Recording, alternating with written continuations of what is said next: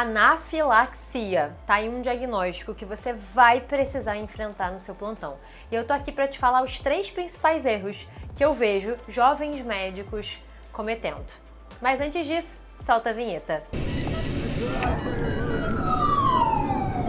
Meu nome é Samantha, eu sou médica anestesista e a anafilaxia é um quadro que eu já tive que encarar diversas vezes ao longo desses 10 anos de prática médica. Além disso, a gente lida diariamente com diversos alunos dentro do grupo de discussão de suporte às especialidades que a gente oferece para os nossos alunos do Intubaclass.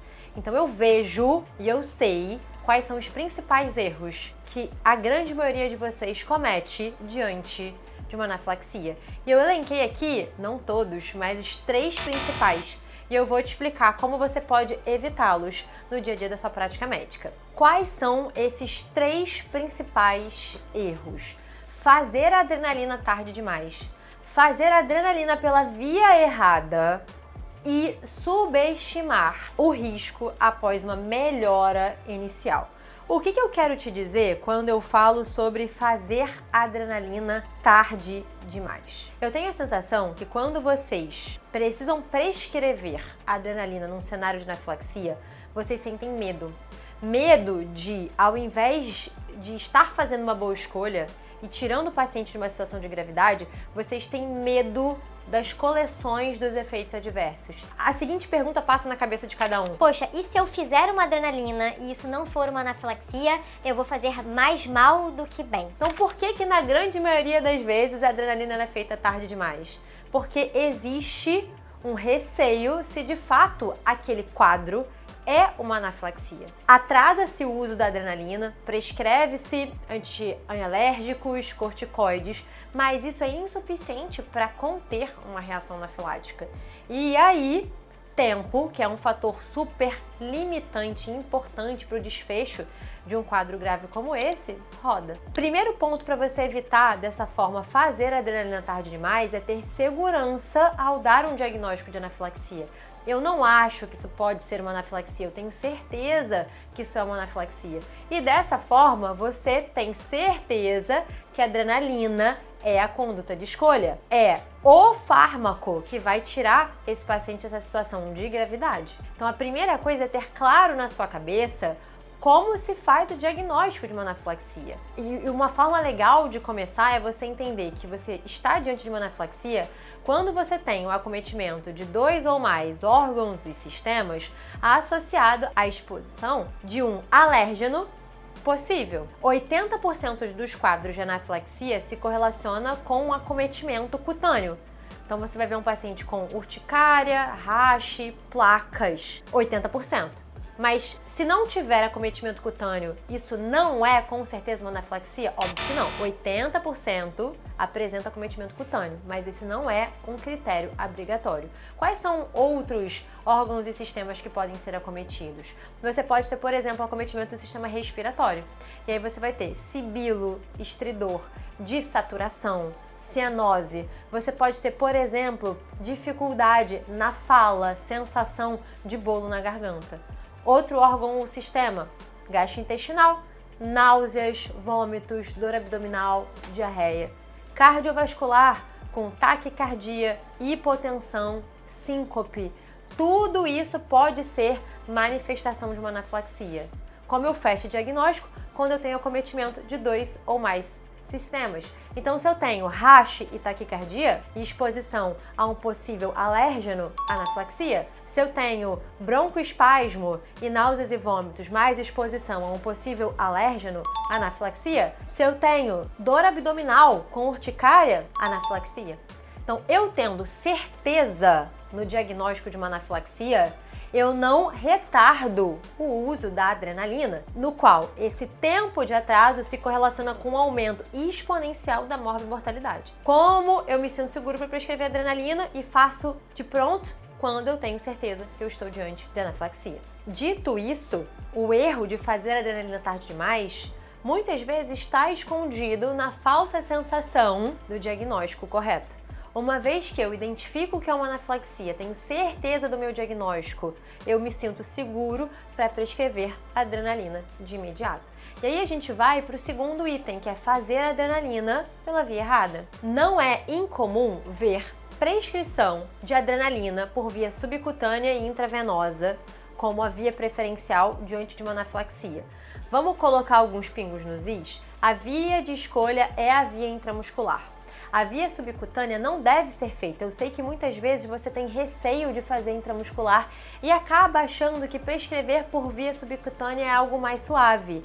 Entretanto, contudo, todavia, num cenário de choque, existe vasoconstrição de pele subcutânea. Isso faz com que a administração por essa via seja lenta, previsível e inconsistente.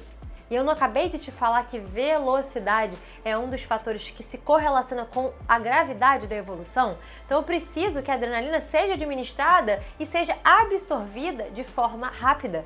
E quando eu faço pela via subcutânea, eu não tenho essa absorção rápida e previsível. Pela via intravenosa, principalmente em mãos não tão experientes assim, isso é um prato cheio para hipertensão, taquicardia, arritmia, bradicardia de rebote. Logo, a via intravenosa ela é reservada para pacientes que evoluam com refratariedade. E para isso você precisa ter familiaridade com a sua diluição. Não é fazer uma ampola de adrenalina. Uma ampola de adrenalina a gente usa num cenário de parada cardiorrespiratória. E o terceiro ponto é subestimar o risco após melhora parcial. Existe uma sensação de que, uma vez tirado esse paciente da gravidade e cessado a exposição ao alérgeno, esse paciente ele vai evoluir para uma melhora total. Mas existe algo chamado reação bifásica, que é uma reação que acontece algumas horas depois da melhora inicial e que não se correlaciona a uma nova exposição a esse alérgeno. E é por isso que é muito importante, mesmo que você tire esse paciente de uma situação de uma maior emergência, você o mantenha em casos leves a moderados em observação por 4 a 6 horas.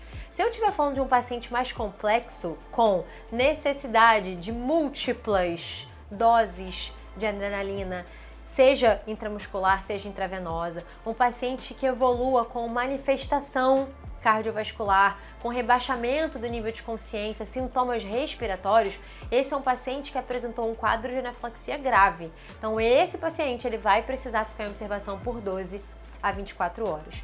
Dito isso, eu acredito que você está muito mais consciente em relação aos principais erros diante de um manejo de uma anafilaxia.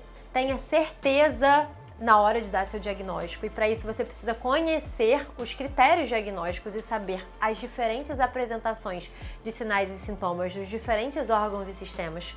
Você precisa ter clareza que a via de escolha é a via intramuscular e não a via subcutânea e a via intravenosa. E mais um ponto sobre a via intramuscular. Qual que é o músculo de escolha? É o vasto lateral da coxa. Esse é um músculo amplo, que está ali de fácil acesso, não é um músculo escondido. Ele é um músculo altamente vascularizado, ou seja, tem uma taxa de absorção muito rápida. Ele tem uma fina camada de tecido subcutâneo superior a ele. Logo, eu diminuo a chance de administrar, por exemplo, a adrenalina no subcutâneo de forma inadvertida. Eu não tenho nenhuma estrutura nobre que possa ser puncionada ou lesada durante a administração de uma adrenalina intramuscular. Então, além de saber que a via de escolha é a via intramuscular, você precisa saber qual que é o músculo de escolha, que é o vasto lateral da coxa. E nunca se esqueça que mesmo após uma melhora inicial, esse paciente ele pode apresentar uma reação bifásica, por isso que ele precisa ficar em observação contigo, pelo menos por 4 a 6 horas num quadro leve a moderado e de 12 a 24 horas num quadro mais complexo. Não caia na casca de banana de achar que corticoide e antialérgico, seja prescrito no hospital, seja prescrito para casa, pode evitar essa reação bifásica. Eles são sim adjuvantes no tratamento e eles inclusive ajudam muito no ponto de vista de controle de sinais e sintomas, da sintomatologia principalmente cutânea, mas não existe evidência robusta que garanta que a utilização de ambos possa substituir uma observação clínica prolongada. Se você quer ter esse direcionamento prático e estar ciente diante das principais cascas de bananas que podem acontecer ao longo da sua prática clínica, eu te convido a conhecer o Intuba Class. Clique no link da bio e faça sua pré-matrícula.